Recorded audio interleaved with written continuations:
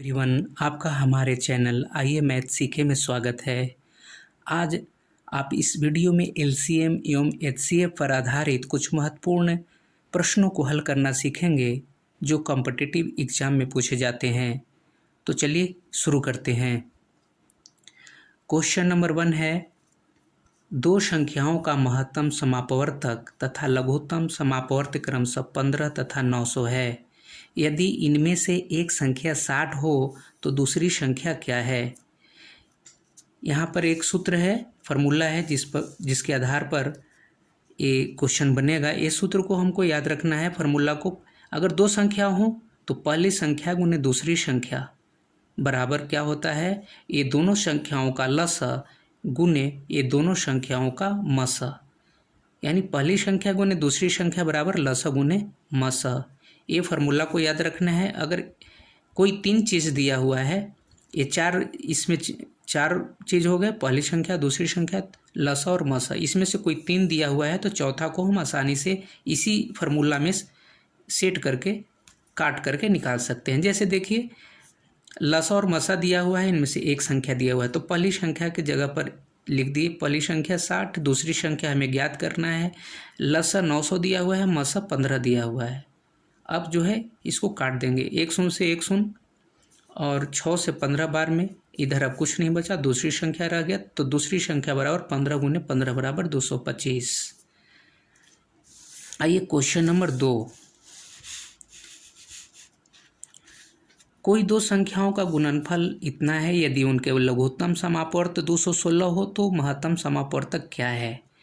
तो यहाँ दोनों संख्याओं को अलग अलग न दे करके उसका गुणनफल दिया है 7776 और लसा दिया है, तो महत्तम समापवर्तक क्या है। तो गुणनफल इधर लिख देंगे, पहली संख्या गुने दूसरी संख्या का गुणनफल इधर लिख देंगे और लसा इधर है तो लसा से इसमें डिवाइड कर देंगे तो हमारा मसा ज्ञात हो जाएगा। 8 से कट रहा है, 8 दूनी 16, 8 सत्ते 56, 27 बार में, और ये 8 से कट रहा है 7776, 8 नवा 72, 8 सत्ते 56, 8 दूनी 16, और फिर ये 27 से कट गया 972, 36 बार में। अब इधर कुछ नहीं बचा, मसा बच गया, तो यानी मसा बराबर 36 आंसर। अब आगे है, दो अभाज्य संख्याओं का गुणनफल 132 है तो उनका एलसीएम क्या होगा। तो सबसे पहले हमको जानना है कि सहअभाज्य संख्या क्या है। को प्राइम नंबर जिसको इंग्लिश में कहा जाता है। सहअभाज्य संख्या वैसी कोई भी दो संख्या हैं जिनका एचसीएफ 1 होता है, जैसे 7 8 का एचसीएफ 1 होगा तो ये दोनों संख्याएं को प्राइम कहलाएंगी। तो को प्राइम नंबर्स का गुणनफल 132 है। देखिए, ये फर्स्ट को प्राइम नंबर, सेकेंड को प्राइम नंबर, इसको फार्मूला में हम सजा दिया, इसके आधार पर भी आप बना सकते हैं। तो दोनों का गुणनफल 132 है दोनों सहअभाज्य संख्याओं का, तो बराबर एलसीएम गुने एचसीएफ। और हम ये भी जानते हैं कि दो अगर को प्राइम नंबर्स है तो उसका एचसीएफ 1 होता है तो 1 रख दिए। अब 1 से इसमें डिवाइड करेंगे तो इतना ही मिलेगा, तो अर्थात एलसीएम बराबर 132। इस आधार पर हमें याद रहेगा, तो जो गुणनफल दिया हुआ है हम जानेंगे कि जो दो भाज्य संख्याओं का गुणनफल ही जो होता है वही एलसीएम होता है, तो डायरेक्ट हम 132 आंसर मार सकते हैं। अब आइए क्वेश्चन नंबर 4,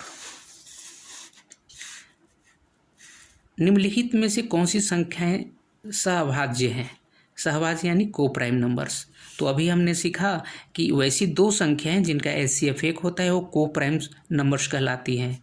तो यहाँ देखेंगे, ये दोनों 2 से कट रहा है, इसका एचसीएफ 2 होगा। ये 3 से कट रहा है, 5 1 6, 3 से कट रहा है, 8 1 9, 3 से कट रहा है, इसका एचसीएफ 3 होगा। इसमें कोई भी अगर संख्याओं को का मसा निकालना, उसमें से देखेंगे अगर एक संख्या अगर प्राइम नंबर है तो उसका एचसीएफ 1 होगा, ये दोनों का एचसीएफ 1 होगा, अर्थात ये को प्राइम नंबर्स हैं, सहअभाज्य संख्याएं हैं।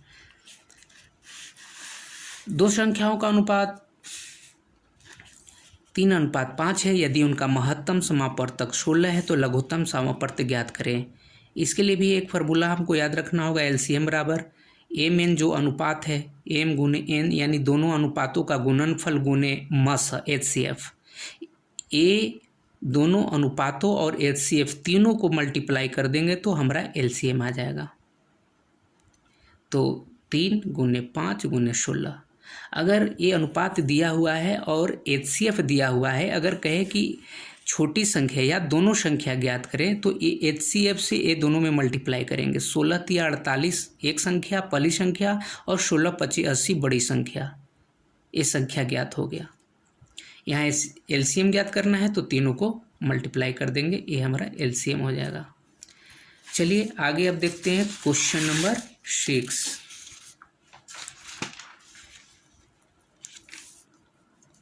दो संख्याओं में 14:15 का अनुपात है। यदि उनका लघुत्तम सामर्थ्य 240 है तो वे संख्याएं क्या है।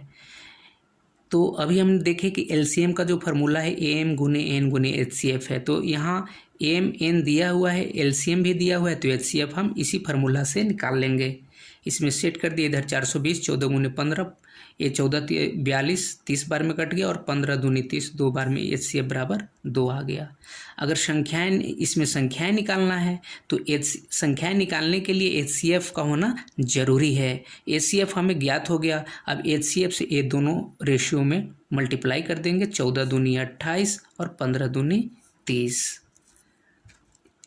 अब अगला है चार संख्याओं में 2:3, 3:5, 5:6 का अनुपात है। यदि संख्याओं का महत्तम समापवर्तक 12 है तो सबसे बड़ी संख्या एवं लघुत्तम समापवर्तक ज्ञात कीजिए।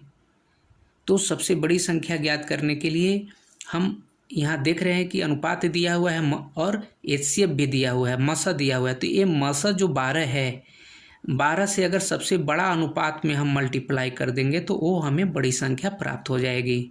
तो 6 गुने 12 72, ये हमारा ये चारों अंकों में सबसे बड़ी संख्या हो गई।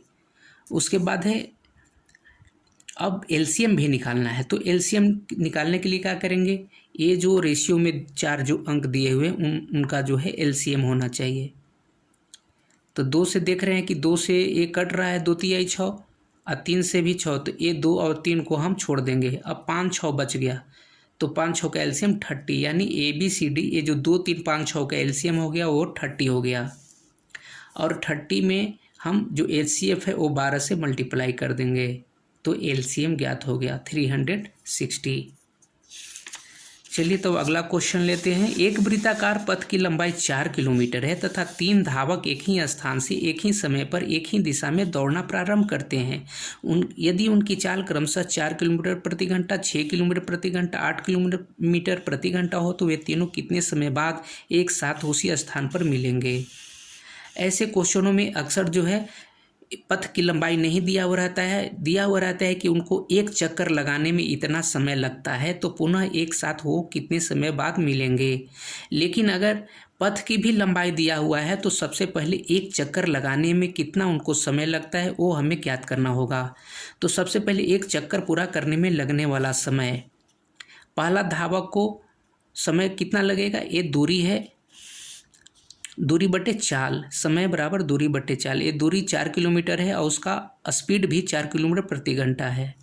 ये दूरी है, ये चाल है दूसरे का, और तीसरे का ये दूरी है और ये चाल है। तीनों का दूरी सेम है, 4 किलोमीटर, ये पथ की लंबाई है। अब जो ये लगने वाला समय आ गया, इसी का LCM हमको निकालना होगा। इसका LCM जितना होगा उतना ही देर के बाद वे तीनों धावक एक साथ उसी स्थान पर मिलेंगे।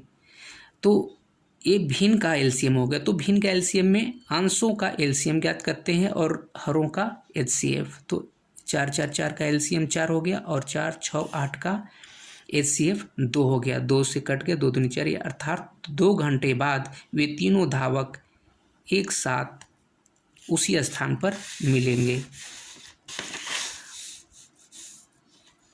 अब है एक कमरे की लंबाई तथा चौड़ाई क्रमशः 5 मीटर 44 सेंटीमीटर तथा 3 मीटर 74 सेंटीमीटर है।